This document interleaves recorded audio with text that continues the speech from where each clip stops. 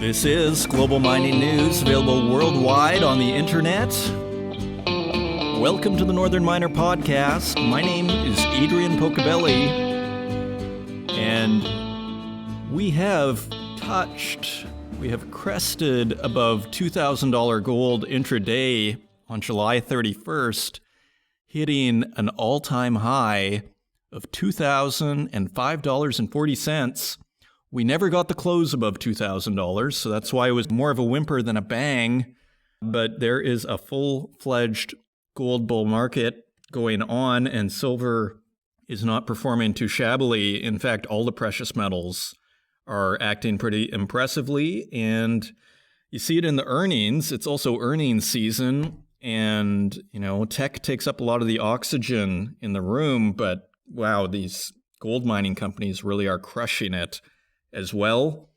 It's a crazy business when you see your product just start commanding higher and higher prices with no end in sight for the time being. So we're going to take a look at earnings today. We have a few earnings stories. I'm just going to pass by a few of them. And coming up on this week's show, we have one of our feature interviews from the Canadian Mining Symposium with Teck CEO and President Don Lindsay. And it's a really interesting interview. It was done by Editor-in-Chief Trish Saywell, and it asked Don about his career as a miner in Newfoundland. It also addresses how he sees China, how the company sees India, and how copper has taken a central role in Teck's strategy going forward. And as he says, we intend our copper business to be our largest business. And he talks about QB2, which is their main copper asset. And he also talks about the oil sands. And let's not forget that huge news story, Frontier Oil Sands project that was canceled a few months ago. And he also discusses ESG. So there's lots to chew on in this episode. So we're going to take a look at that. We also have a couple of interesting stories out of Chile. The regulators are threatening to shut down BHP's Escondida because apparently last year they were using 3 times the water permit, and apparently they've been exceeding the water permit allowance for 15 years. So now they're being threatened with a shutdown and fines or whatever else. We also have another Rio Tinto story, which I always have a special eye for. And it's interesting. There's this huge world-class iron ore project in Guinea. It's called the Simandou project, and it's been stalled for a while. But the Chinese have gotten involved, and now they're going to help fund this thing. I think it's half owned by Rio Tinto, half by the Chinese. Not exactly sure the entity. We'll take a closer look in the story.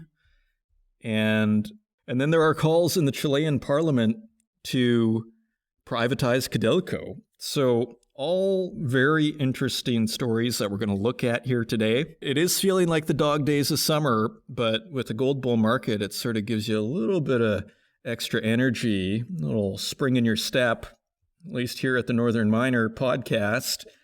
I've been thinking about where things stand right now.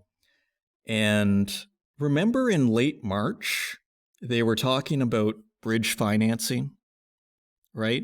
This idea of putting the economy into suspended animation in order to get to the other side of the pandemic. And it seems like we don't hear about the bridge financing, or because there is a sense that there is no other side to the bridge for the time being, or we don't know when we're going to get to the other side of that bridge. And it could be years for all we know. Could be 2 weeks. We could get a news story tomorrow. So it's not a bridge to nowhere. It's a bridge to who knows where. And so what's interesting about it is, and I guess this is what I'm thinking about, is the biggest enemy that governments are facing. Let's call it the second biggest enemy. The biggest enemy is the virus. The second biggest enemy seems to be indifference. And you see it in the news stories of these governments all over the world telling their citizens to remain vigilant, fearing a second wave. threatening we may have to shut things down again. And I mean, we see it in ourselves. At least I can only speak for myself. There's not the same kind of fear. And let's call it what it was in March and April. Like, there was a real fear out there that if you left your house, you might get sick and die. I mean, that was the underlying fear. And frankly, we're all starting to go out now. And generally speaking, people aren't getting sick. I mean, it's still a fairly small amount of the public that's actually getting sick. So there is an indifference that happens. The more you go out, the more nothing happens. And you also see it in the Congress with their financing of the $600 top up for their, unemployed. And now that's dragging on a little bit. And there's not the same urgency that was there in March, when there's even a little bit of bipartisanship, when they all decided, okay, we need to bail out the economy. Here's whatever it was, $3 trillion or whatever the number was. So indifference, maybe that's very fitting. I mean, put it this way. This is my concern, and this is kind of what I see happening before we continue, is I see the summer as being a bit of a fake out, because everything kind of slows down in the summer a little bit. So if business isn't pumping, generally the kids are out of school. And so there's almost a semblance of normality out there. And with that normality comes a sense of, it's not so bad, right? But come September, if kids can't go to school, and all of a sudden parents are facing what they faced in the spring and early summer when they had to homeschool, which frankly sounds like a universal disaster to anybody I know that has kids.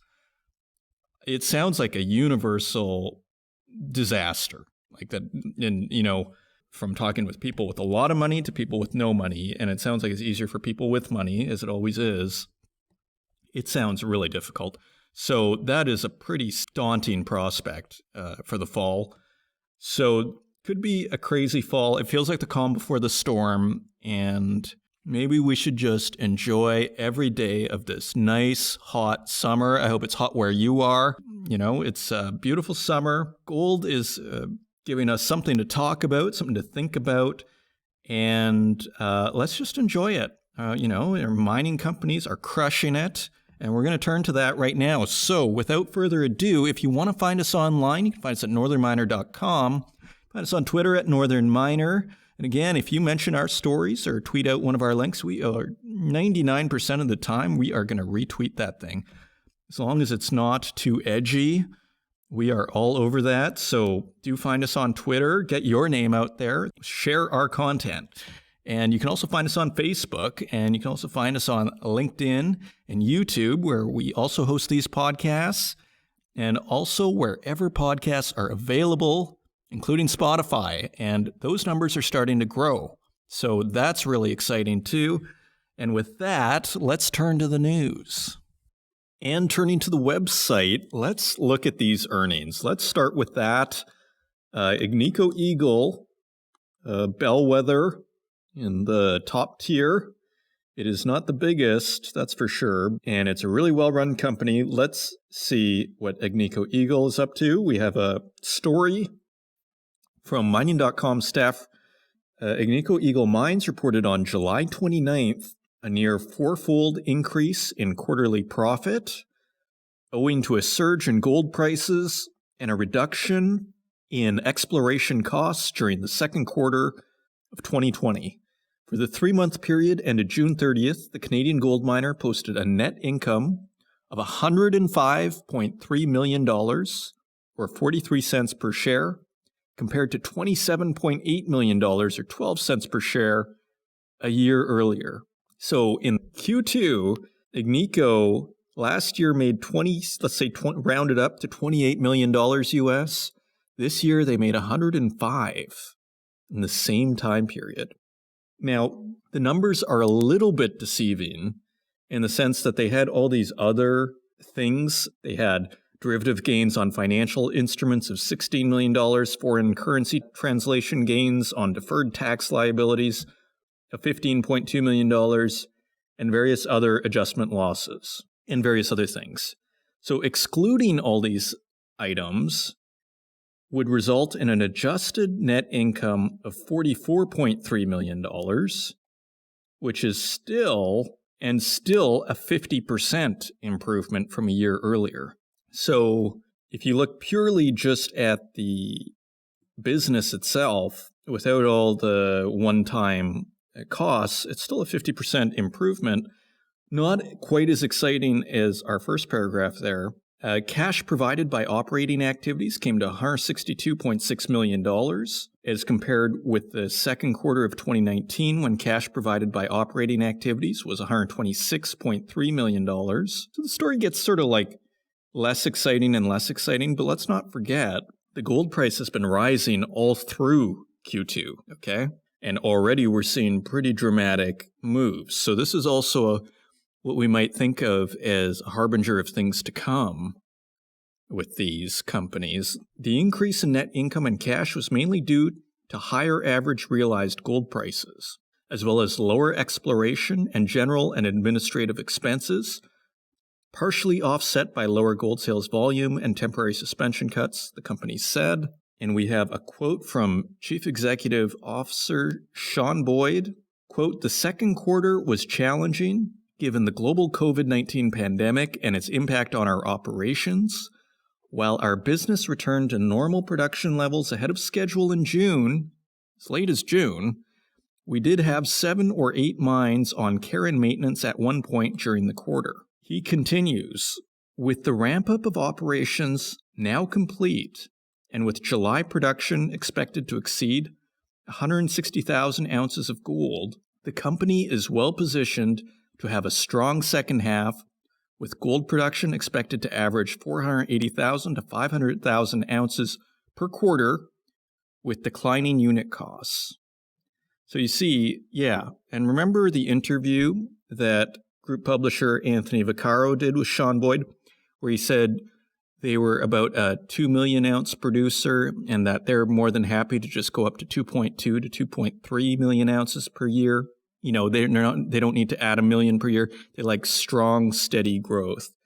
And so we do the math on this, 480,000 to 500,000 ounces per quarter times 4 is close to 2 million ounces. So very interesting. So it sounds like they're staying on track, aren't they? All-in sustaining costs are unchanged, and capital expenditures are approximately $690 million. So that's a quick look at Agnico. So let's turn over to Newmont, another bellwether, a favorite, I think, a favorite of the hedge fund people. It's American, it's got a dividend, they get it, it's big, it's a proxy for gold. This is my sense of it. Newmont tops profit estimates on higher gold prices, and this is by Bruno Venditti of mining.com. Newmont said on July 29th that higher gold prices helped generate significant free cash flow in the second quarter of 2020, and the world's largest gold miner had adjusted net income for the June quarter of $261 million, compared with $92 million in the prior year quarter. So you see that. So last Q2 for Newmont, they made $92 million in net income. And this year they made $261 million. Newmont's averaged realized gold price jumped about 31% to $1,724 per ounce in the second quarter ended June 30th. Its attributable gold production, however, fell 21% to 1.26 million ounces as coronavirus lockdowns led to the temporary closure of some of its mine sites. That sounds like quite a drop. Now, if we all recall, Barrick is a 5 million ounce producer, between 4.8 and 5.2. I think that might have dropped a little bit because of Porgera. Troubles in the Papua New Guinea, maybe it's 4.6 to 5 now, I believe. And Newmont, I remember being in the 6 to 7 million ounce range, if I recall. So if they're down to 1.26 million ounces in Q2, sounds like they had quite a drop. That's basically on a 5 million ounce trajectory for the year, not a 6 or 7. So let's just see what they had to say. Tom Palmer, Chief Executive Officer said, quote, "We safely and efficiently executed restart plans at our mines previously in care and maintenance, and Newmont's world-class portfolio is well positioned to deliver an even stronger second half of 2020. It's almost the exact same language as Sean Boyd there, a stronger second half of 2020. And it all makes sense, doesn't it? And he continues, the ongoing favorable gold price environment amplifies our free cash flow generation, yet our discipline around capital allocation will not change as we continue to invest in profitable projects. When you see this, you think of Jeffrey Christian saying, you know, I remember him being asked once, I'm not sure if it was by Frick Els of mining.com or on another podcast, what he thought was going to happen with mining companies and M&A, and he basically said, I think they're going to make all the same mistakes as before. They're going to overextend themselves. They're going to grow too fast. Tom Palmer is saying the opposite. Our discipline around capital allocation will not change as we continue to invest in profitable projects. It's like he's addressing that criticism head on. And just a final little detail here. Newmont plans to spend $45 million per month. I guess when you have that much money, you can, to maintain safety protocols at its mines in Mexico, Peru, and Argentina. And here we go. The miners' 2020 attributable gold production remains at about 6 million ounces. So a little bit bigger than Barrick. So that is Newmont. Okay? Similar story, isn't it? It's a big jump in profits. It's just a matter of degree. And they both expect a stronger Q2. So a nice little sample of the gold sector. I did want to look at this Cameco story because it's a different story. Cameco has lost $65 million in Q2, and we've been following Cameco kind of closely here. And this is by Jackson Chen of mining.com. It's great they do these earnings reports at mining.com, which are really nice to peruse. And remember, Cameco has this strategy where they shut down their Cigar Lake mine. They have this strategy where they're buying off the spot market in order to reduce supply, and they're shutting down their mines because they actually find it just as cost effective in some instances. They came out and said, we are going to restart our Cigar Lake mine, which they shut down for COVID in March or April, which actually raised their stock price. And now they're going to restart it. Yeah, my impression was they put out this positive news about restarting their mine because they lost $65 million, which is a pretty significant amount of cash to bleed in a quarter.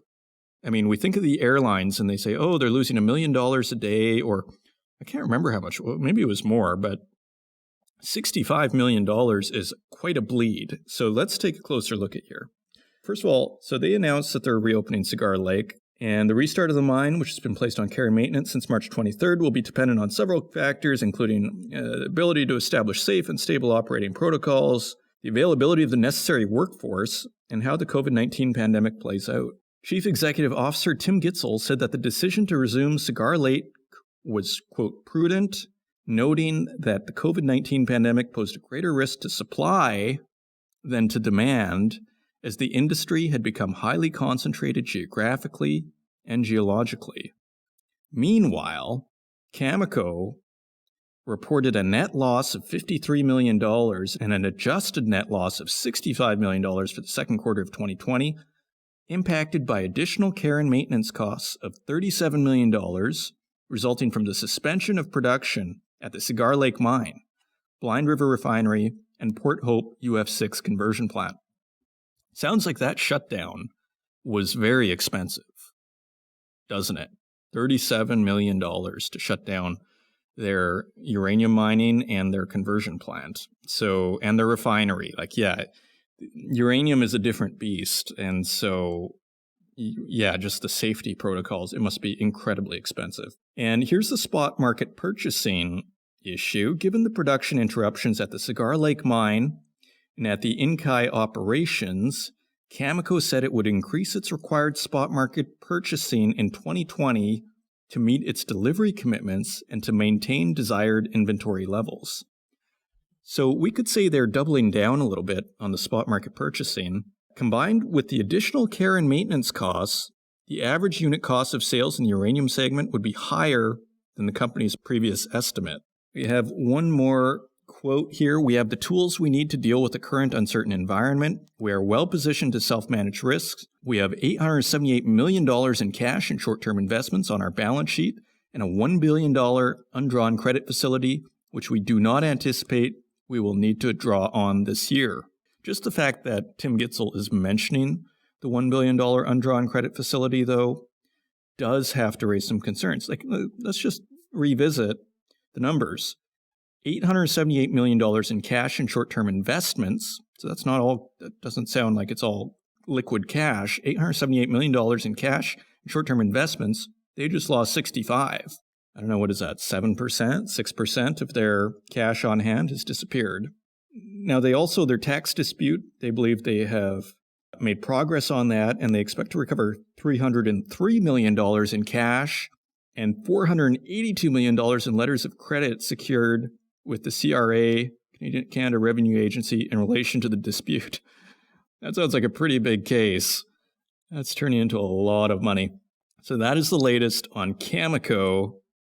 And so, yeah, very interesting to see how this develops for them. Because we profiled their earnings call 2 months ago, and it was quite fascinating to see their strategy and everything going on. It all sounded quite good, and then all of a sudden, they just lost $65 million. So that is Cameco. And let's turn to Rio Tinto. Chinese funding may resurrect Rio Tinto's troubled Simandou project in Guinea. This is by Cecilia Jamasmi, mining.com. Rio Tinto is once again discussing the development of the controversial large-scale Simandou iron ore project in Guinea as half-year earnings support an investment case for the steel-making material. Iron ore once again made the lion's share of the world's second biggest miner's profits for the first half of the year. The commodity has defied pessimistic predictions, climbing 19% this year to above $110 US a ton on the back of strong Chinese demand and supply disruptions in Brazil. And we have a quote from Jean-Sébastien Jacques, Chief Executive Officer. Under all scenarios, Simandou will be developed with or without Rio Tinto. There is a huge incentive for the Chinese to make it happen now, he said, referring to increased industrial activity in the country. Beijing is actively pushing forward with the project, and a decision should come soon, according to sources familiar with the process. The state-owned Assets Supervision and Administration Commission, SASAC, which oversees the largest government-owned enterprises in China, is currently fine-tuning details. That includes how the project will be funded, the sources add. Jacques noted the company has been working with its Chinese partners to determine the costs of developing their half share of Simandou. The deposit is comprised of 4 blocks. Blocks 1 and 2 are controlled by a consortium backed by Chinese and Singaporean companies. Rio Tinto owns 45% of blocks 3 and 4, and China's Chinalco, never heard of Chinalco, holding 39.95%, basically 40%, and the Ghanaian government 15%. For over a decade, Guinea's crown jewel deposit was caught up in wrangles between companies that held rights to it and authorities in the West African nation. And this is interesting. In 2008, one of Guinea's former dictators stripped Rio Tinto's rights over 2 of the 4 blocks the deposit had been divided on and handed them to Israeli billionaire Benny Steinmetz and his BSG Resources. Rio was able to keep the 2 southern blocks, but only after paying $700 million to the government in 2011.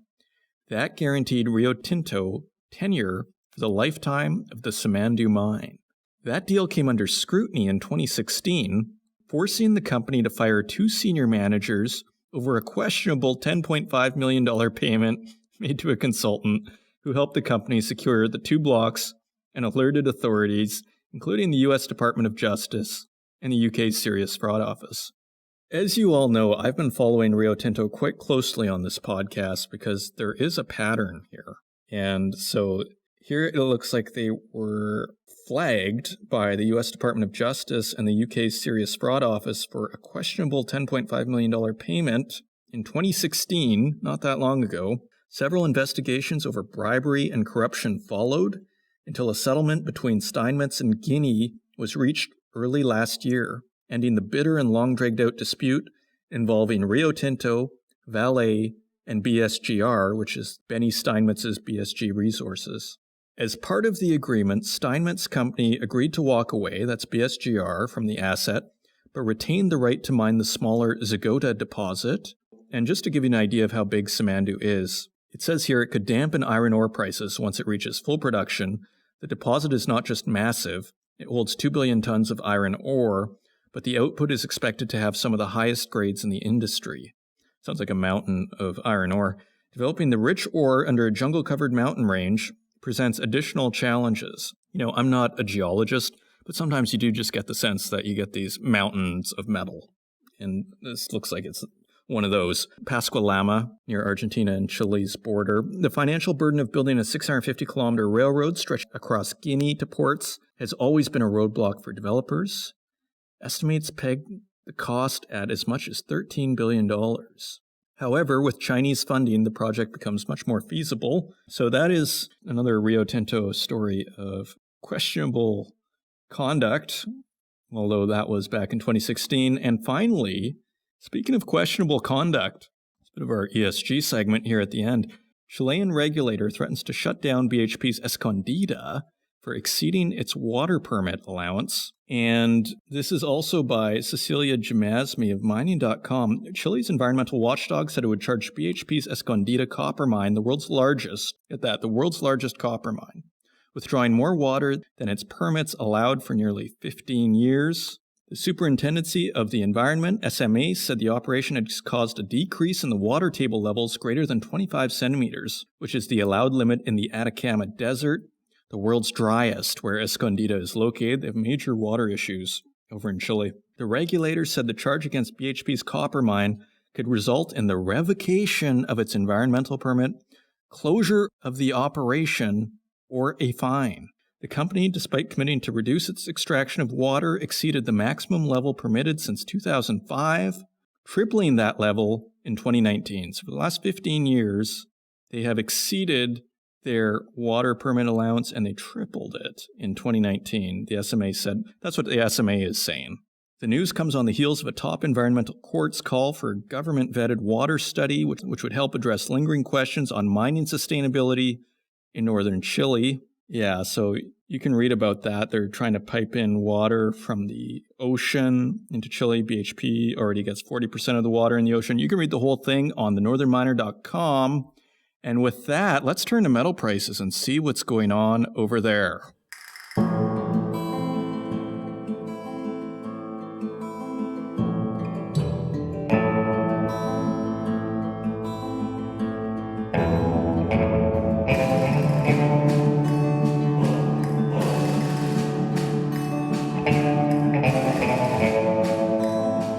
And turning to metal prices, we'd like to thank our friends at mining.com, who provide us now with these prices each and every week. And if you ever want to find them online, just go to mining.com/markets. And on August 4th, gold is trading at $1,973.96. That is $45 higher than last week's quote. Silver is trading at $24.30 per ounce. That is 74 cents higher than last week. Platinum is trading at $929.44 per ounce, and that is almost unchanged. That is 48 cents lower than last week. And palladium is trading at $2,117.63 per ounce. That is $177 lower than last week. And on July 31st, copper is trading at $2.92 per pound. That is a penny higher than last week's quote. And aluminum is also trading a penny higher at 76 cents per pound.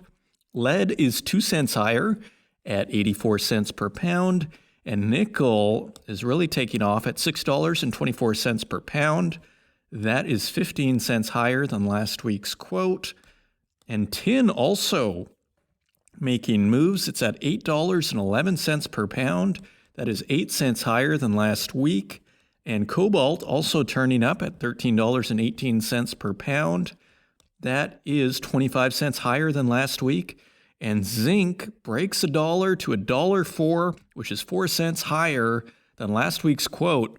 So what do we see? I see gold higher, silver higher, platinum unchanged, palladium lower, copper and your industrial metals, for the most part, are consolidating or really going higher, particularly nickel and tin and zinc. So interesting developments in the metals market as everything continues to climb higher. And coming up, Trish Saywell's interview with Teck President and CEO Don Lindsay, and it's a very wide-ranging interview, and they go across several topics. And Teck has been in the news with their oil sands project a few months ago, and Don Lindsay made a big speech in the U.S. on how the company is pivoting towards copper, and that comes up in this interview. So without further ado, here is Don Lindsay being interviewed by Trish Saywell at the Canadian Mining Symposium on June 17th, 2020. I hope you enjoy it, and we'll see you on the other side.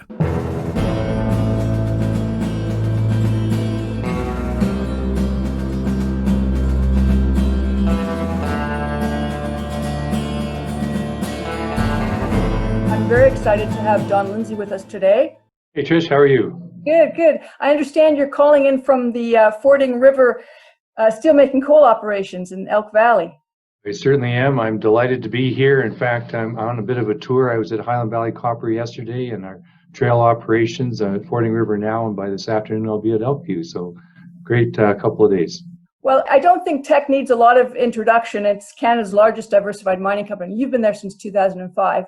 But I wonder if you could indulge us a little bit and go back to your teenager years and talk about how you chose to study mining engineering. I know you grew up in Toronto. Your dad was a doctor. I think your mom wanted you to study medicine, but you decided to study mining engineering. How did that happen? Well, actually, it goes back to 1968 when I visited my first mine. I was on a canoe trip with my father, and we did a lot of canoeing up at the cottage north of Toronto. And in this particular case, he and I, because I have 5 sisters, the male bonding kind of thing in the family happened when we went on canoe trips. This one was on Lake Temagami, and we happened to paddle by the island where Temagami copper, that my current retired chairman's father, Norm Keeble Sr., had discovered back in the 50s. 28% copper at the time. And I actually still have a sample from that mine visit when I was 10 years old that's on my desk back in Vancouver. So that's sort of what got me interested in mining. And the next year, 1969, I bought my first mining stock, which was a company called Leach Gold Mines. And again, the chairman of that company was Norman Keeble Sr., and Norman B. Keeble was a vice president there. And that company, I bought 2 shares of it with my paper route money, $2.30 each. It was in a lawsuit, a claim staking dispute with a company called Texas Gulf, and it was over the Kidd Creek discovery, the big copper zinc discovery at that time. And if they'd won the lawsuit, the shares were supposed to go to $80 a share. I would have had $160 at 10 or 11 years old. And like, do you know how many bicycles you could buy for that? It would have been the bicycle king of the neighborhood. It would have been great fun. But you know what? We lost. And I think it's always good to lose money in your first investment so that you know that that's a real possibility, and it's a good lesson. So anyway, but that got me interested, and it's been a lifelong passion since then. And then after you graduated from Queen's, you spent some time in the industry. You worked for the Iron Ore Company of Canada in Newfoundland and at Uranium City. What were some of the highlights of those years, and how did they position you well for your next jump in your career in 1984 when you were at CIBC?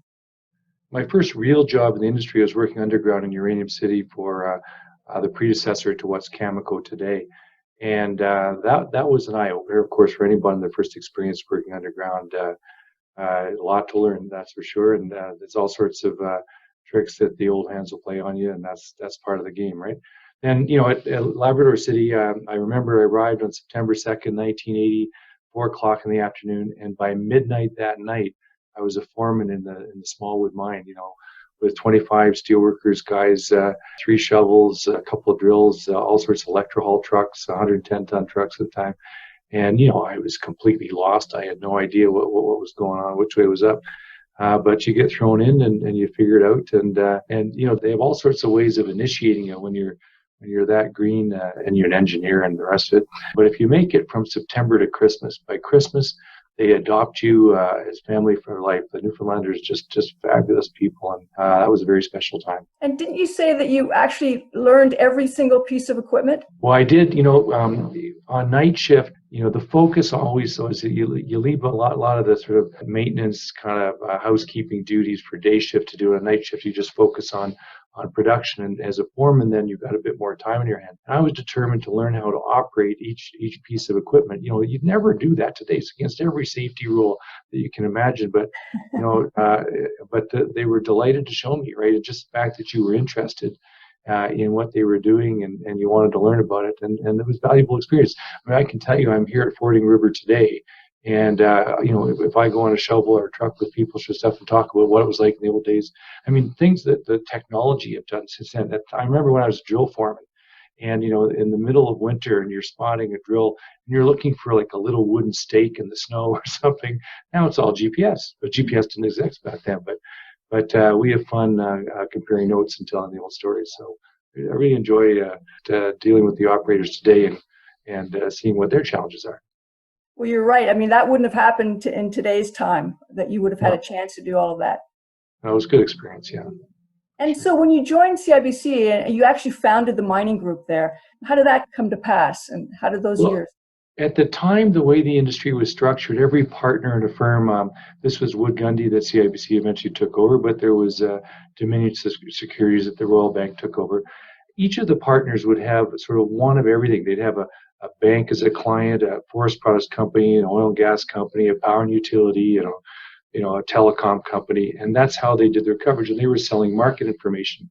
But because they knew I had a mining background, they would put me on all the mining accounts. Well, what would happen is then eventually the CEO of that mining company would realize that there was someone on the team that knew something, that was passionately interested, and a dialogue would form, a relationship would form. So after a couple of years that, I put together just a short business plan, a 4-pager, and said, why don't you let me start a mining group? They didn't exist in those days. And so they did. They took a flyer bet on me, and it was me full-time and Warren Gilman half-time. And then within a few months, he was full-time, and then we added people, and we built it up into a global mining group where we had offices in Toronto, New York, Vancouver, Sydney, Australia, and London, of course, and about 80 people by the time I moved on. But it was a really exciting time to sort of build up an experience and just the passion for the industry. At that stage, there was no internet at the beginning, right? That didn't come till a little later. So if we traveled to Australia and met with 20 Australian mining companies, came back to Toronto and go to Alf Powis or Bill James, we could tell them what was going on there because it wasn't as readily available. Now the information is just click, and you've got it. But that didn't exist at that stage. So we were a bit of a communications channel. And that position gave you the chance to really dig deep into the Asian markets. Those years at CIBC from 1984 to 2005 when you joined Teck, I mean, your understanding of the Asian metal markets is unsurpassed. How did that help you at Teck? Yeah, it was lucky because of all the visits to Asia I did for the Global Mining Group. Eventually, an opportunity came along to be head of the Asia Pacific region for CIBC. And, we had offices in Beijing and Shanghai, but Hong Kong, Singapore, Sydney, and so on. And so I had to go there pretty much every month in one form or another. And then you tracked it as the years went by. You could see the development. You could sense that China was just going to boom. I'd had several visits to China long before that started to happen. So then when I moved to Teck didn't sell very much to China, but you could see that China was still going to have a huge impact on the company just because it's the marginal buyer of everything. Almost every commodity, 50% of it goes to China. So how the Chinese economy is doing would have a big impact on what our revenues, operating profits, and what investments we should make. So within my first year, I organized a trip for the whole board to go to China and take them through so they could see what I was talking about. And until you see it, you never really get a feel for it. And then what's really important is you got to keep going back and seeing how it changes. I remember one time, this was before the Beijing Olympics in 2008, I was there with a colleague, and we were sitting there. We were standing at the the entrance of a hotel. We were about to go someplace, and Doug said to me, he said, do you notice anything different? I said, what do you mean? Like, everything's different. He says, they changed all the taxis. Oh, that's right. All of the taxis in Beijing had just changed to these hybrids that, like, just like that. There used to be these really old, terrible things, and then boom, it was all cleaned up, brand new taxis, and all the taxi drivers had to speak English. It was just done, and so these are the kind of things that you saw happening, and you knew that they were going to be successful. It's interesting with that background. I mean, 5 or 6 years ago, Teck took the strategic decision to reduce your steelmaking coal exports to China, I believe, from about 35% of total production down to, I think, less than 10% now, and at the same time, boost your exports to India, which, looking back, was a pretty smart move. Do you want to talk about that decision and how that's helped Teck? There are two parts to that. The first was I was worried that we were overexposed to China, and because we all have Chinese price risk, as I said earlier, they're the marginal buyer of everything. I didn't want to have that much Chinese commercial risk, volume risk at the same time. And so we took the decision that over time to gradually reduce the volume so that it was a manageable thing. And we're sort of 8 to 10% now. And we could sell more of it if that's how the market evolves, but I think it's a good balance. Meanwhile, we saw what had happened in China and saw India opening up. And I thought, we got to get there earlier. Like, it took us a number of years to build up such strong relationships with China. As you know, the Chinese government, through China Investment Corporation, their sovereign wealth fund, is our largest shareholder in the B shares at 11%. We have a really good relationship with them and good relationship with a number of institutions there. So I want to do the same in India. So we took the decision to take a large group, 25 people, to India for a week or 10 days and really learn about the country, not just visit potential customers, learn about the cultures, the government, and all the different stakeholders. And I wanted to have a critical mass within the company where after people came back, we keep talking about it and following it and seeing the opportunity. Mm-hmm. At the time, we only sold 250,000 tons to India. And while we were a bit early, it took a couple of years before it got going. But today, we're over 4 million tons to India, and it's in fact larger than China. And but you could see that was starting to come. And the difference is this: that China has a lot of metallurgical coal. I mean, 500 million tons a year or more. They supplement it by imports from the seaborne market, which is very high quality. But India doesn't have it, right? They absolutely need it. In India's steel industry, the government has a policy that they want to go from roughly 110 million tons today to 300 million tons by the year 2030. That's big. To do that, they'd need about 80 million tons of imports, which is like adding 2 Chinas all in 10 years. So getting a good presence there, getting to know the customers, building relationships was really important. And so that gives us a balance. The other thing that India has recognized is that, with climate change and so on, they believe that the odds of the cyclones hitting Australia that we've seen, 3 big ones in the last 8 or 9 years, they believe that could happen every other year going forward.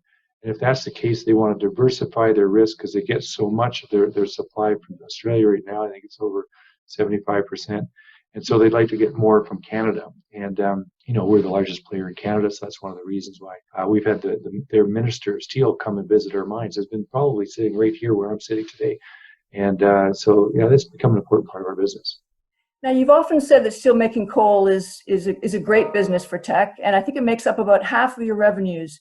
Do you see that sort of percentage of your overall portfolio staying the same with steelmaking coal? I know you're using a lot of your revenues from that business and your zinc business to fuel your copper business. So where do you see steelmaking coal in the future for Teck? Yeah, I mean, it is a core business, and it's one of the best mining businesses in the world. We've got 100 years of resources. It's in a great geopolitical jurisdiction, nicely positioned on the cost curve, high quality product, high margin product. So, free cash flow for decades to come, great business. But we never intended it to be 50% or more, depending on the quarter and what prices are. And in fact, we are taking cash flows from both that great steelmaking coal business and our very high quality zinc business. We think we have the highest quality zinc business in the world. And the cash flows from them going into copper. Because if you look at what's happening in the world, the whole decarbonization trend, it is here to stay. And the associated electrification with that is going to require a lot more copper. Plus, one of the effects of the COVID-19 crisis has been a greater awareness of the antimicrobial properties of copper. You know, the coronavirus on a copper surface, 99.9% of them die within 2 to 4 hours, whereas on a wooden surface like this desk or cardboard or stainless steel, they live for days, you know. And so infrastructure, public transit, doorknobs, hospital bed railings and intervention stands, countertops, nursing countertops, you can get a high touch surface. You can make a copper composite material, looks just like a normal counter, but the virus dies on it. And we've done that. Teck has sponsored that in 5 different hospitals now in their intensive care units, starting with Vancouver General Hospital. Great results. It reduces the infections, reduces fatalities, reduces maintenance costs. So that's such a compelling case that there's going to be more demand for copper. So over time, we think that we intend our copper business to be the largest business. Core to that, of course, is QB2, which is under construction now in Chile, and that'll add 315,000 tons of copper and concentrate per year from the start. But it's a massive ore body. We've published over 7 billion tons now. We know it's going to 10. And so 100 years resources, you'll see QB3, QB4, and that will continue to grow into what we believe will be one of the top 5 copper mines in the world. So ultimately, copper will be our largest business by far. It's an incredible asset. I mean, the mine life of 100 years or so, but also you were saying that it's got one of the lowest strip ratios of any copper mine in the world. Well, certainly compared to all the benchmark competitors you'd see there, like the strip ratio for the first 25 years is 0.7 to 1, and for life of mine, it's 0.8 to 1. And that compares to Collahuasi next door is over 3, I think it's 3.4 to 1. Escondida, I think, is around 2.6. Antamina is over 3. So those mines have to move 4 times as much rock to put 1 ton of ore through the mill. Think about that, 4 to 1. That's a structural advantage that QB2 is going to have, throughout its life.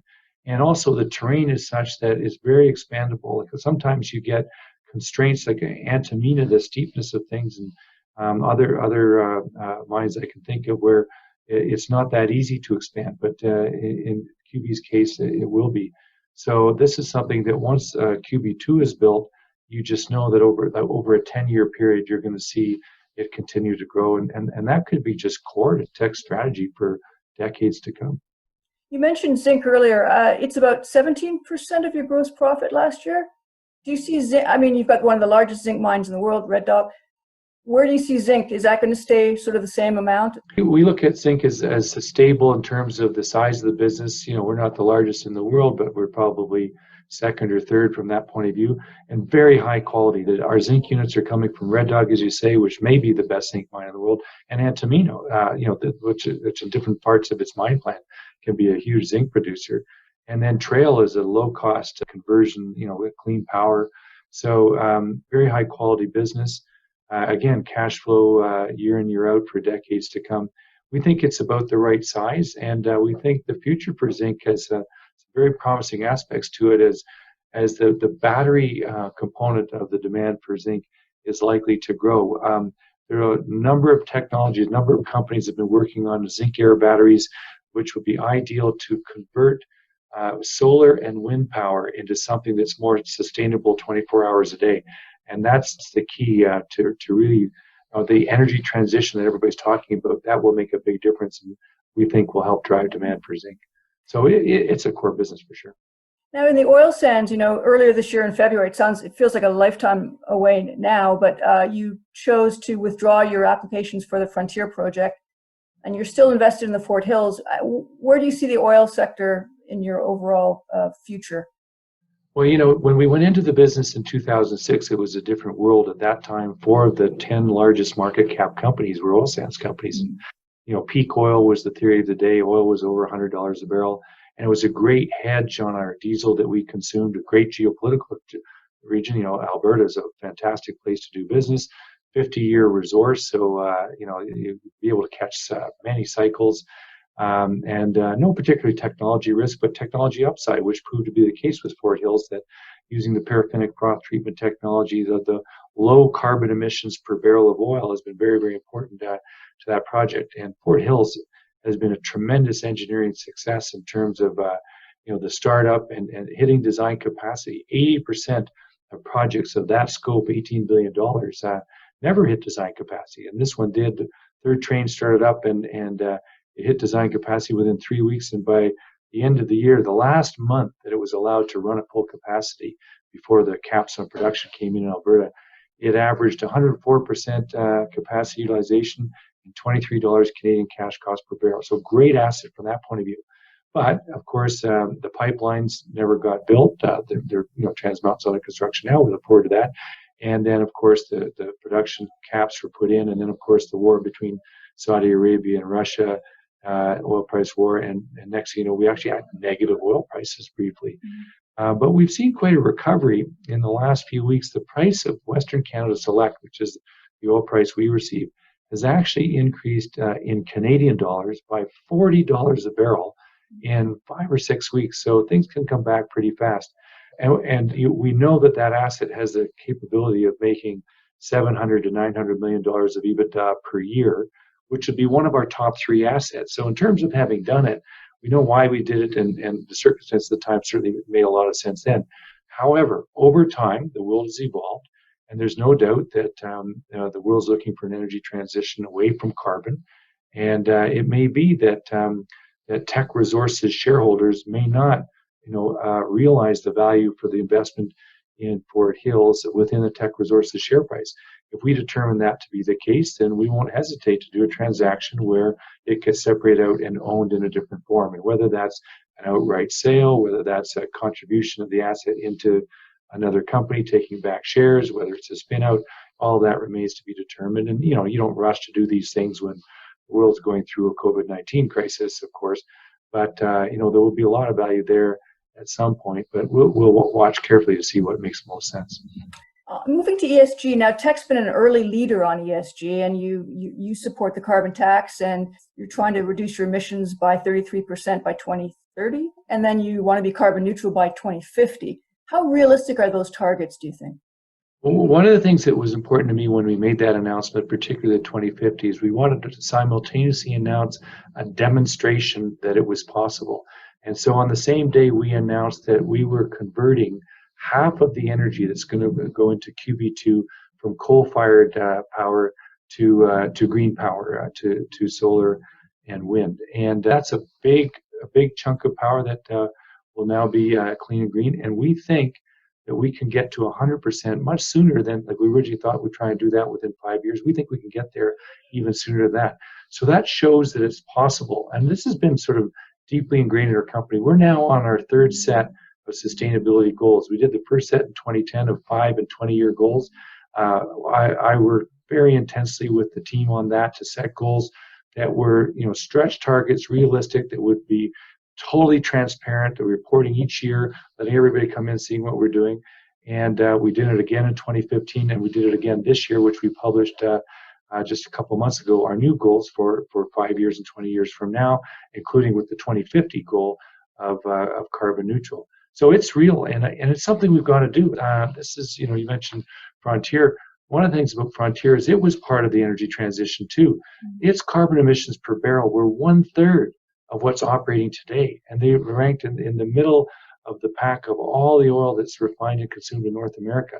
And so if you believe in energy transition, which I do, and you believe that the world has just got to reduce its carbon footprint, then but you know that you can't do it just going to zero in oil right away, then that's the kind of investment that you want to see being made. Unfortunately, Canada has a few issues that it's got to deal with before that can go forward. But in terms of Teck, we're not going to wait. We can make those investments now. We can get on with achieving those goals, and that's what we're doing. And it has been recognized, as you say, we're now ranked number 1 in sustainability in our industry by the Dow Jones Sustainability Index. We're the only mining company on the global 100 most sustainable companies. And just last week, we had our annual sustainability call with investors. And we had said that we were tied for 2nd in the Sustainalytics rankings. And then the guy from Sustainalytics got on our call. He said, "I want to correct something you said." And I'm thinking, oh, what have we done? And he said, "Because you're not tied for 2nd, you're 1st." So we're leading in Sustainalytics too. So we're pleased with that. But we know that there's all sorts of companies out there that they're raising their bar. every year, and that's good, and if they're trying to pass us, and so we're going to try and stay ahead of them, and that's good for everybody. You're also taking some initiatives on the waterfront, right? In water scarce areas, shifting?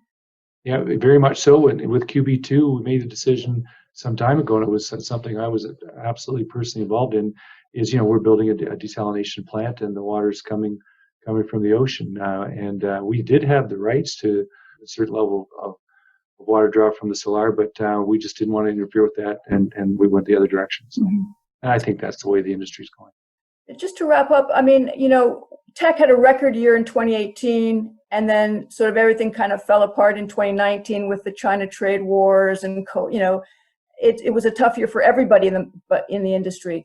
But the beauty of Teck is that you've got these long life, low cost assets which can sort of survive multi-commodity cycles. So, I mean, are you feeling optimistic? I mean, there are things that are beyond our control in the industry. I do look at the glass as half full. I mean, the world always fixes itself. It always does, and it will again this time. And certainly this has been a crisis like none of us have ever seen in our lifetime. But I also see all sorts of good things happening that show that the world's getting its collective arms around the issue and learning how to operate with it. And a vaccine will come. I have confidence in that. We've seen some good news on that lately. And it is true, like a year ago at investor conferences, we were announcing record revenues, record EBITDA, record earnings. Debt had been reduced from $7.2 billion US to 3.2, and no maturities of significance till the year 2035. We de-risked QB2, done a great deal with Sumitomo Metal Mining, and put $2.5 billion US project finance in place to finance the construction, and that won awards. We were ranked number one in sustainability. We had our best safety year ever. The company was in terrific shape, as strong as we've ever seen it. In the course of 12 months, first you get the trade war started literally in May of last year. Then we had an intense ESG focus on the company and all things coal, where you've got a tremendous focus from investors, and they weren't distinguishing between the steelmaking coal, which the world absolutely needs for a low carbon future, versus the thermal coal, which it doesn't. There are alternatives. And then we had the oil war between Saudi and Russia, and then COVID hit. And what that did is it took the key commodities that we produce, steelmaking coal, down 53%. That's the price. But the margins in our largest business went down 93%. And in zinc hit the 60th percentile on the cost curve. Margins went down over 50%. Copper, they only went down 28%. Copper's come back pretty fast, which is very encouraging. But in Western Canada Select, we went from positive margins of $7 a barrel to negative $25 a barrel for every barrel we produce. So yeah, we were hit pretty hard. So, and there was a mix of experience. Remember, the iron ore, guys, iron ore has gone up. It's gone up substantially.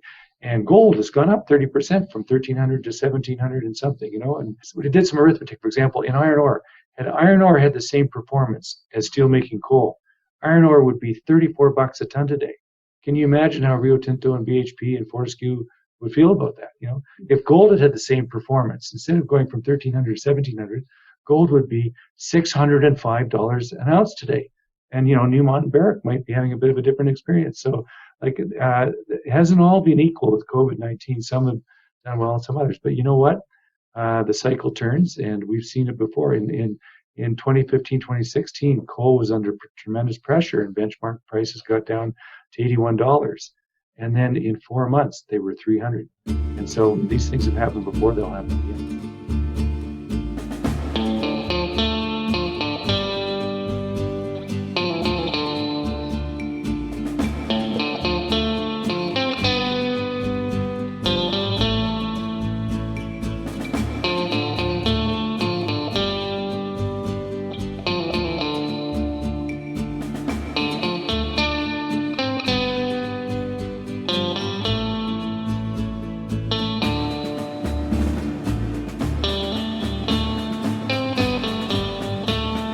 Very fascinating interview with Don Lindsay by Editor-in-Chief Trish Saywell. Shows he's a pretty thoughtful guy. Very interesting to hear perspectives on the environment, on oil. A real interesting snapshot of a Canadian CEO in 2020. Hope you enjoyed the show. If you want to help us out, feel free to leave us a review in the Apple Podcast directory and share it with your friends. And until next week, take care.